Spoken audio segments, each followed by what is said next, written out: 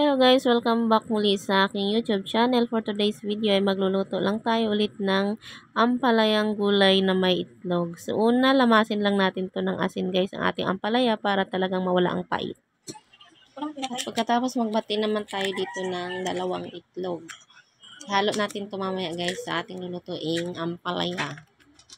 At syempre lagyan natin ng kunting asin. Ayan, tsaka batilin lang natin guys.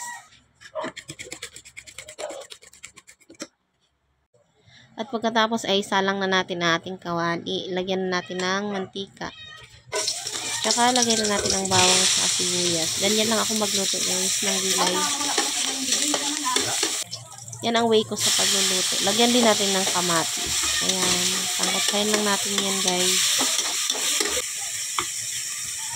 At ilagay na rin natin ang ating ampalaya.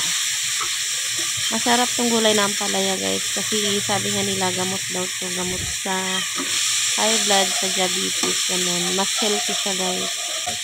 Medyo mapait lang siya ng konti talaga. Ayan, lagyan na rin natin ng seasoning.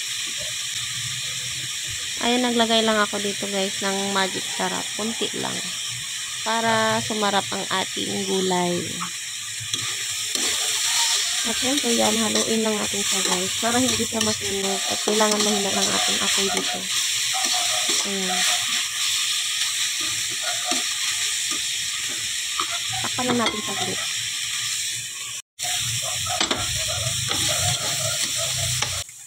At pagkatapos ilagay na natin ang ating binatin na dalawang itlog. Ano po ba talaga ang tawag dun guys sa ng itlog? Yung pagmimix ng itlog. Sa amin kasi batil, magbatil ng itlog sa Bisaya. So, dito naman sa Manila, ang madalas kong naririnig, hindi ko alam baka nabibingi lang ako. Magbati daw ng itlog. Sa amin naman magbatil ng itlog sa Bisaya. So, ayun, nalilito ako guys kung ano ba talaga yung tama doon.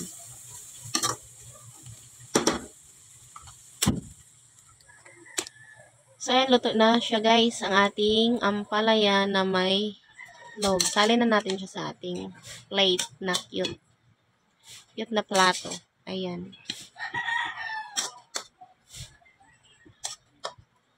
Ayan, ready na ang ating ampalaya with egg. Thanks for watching.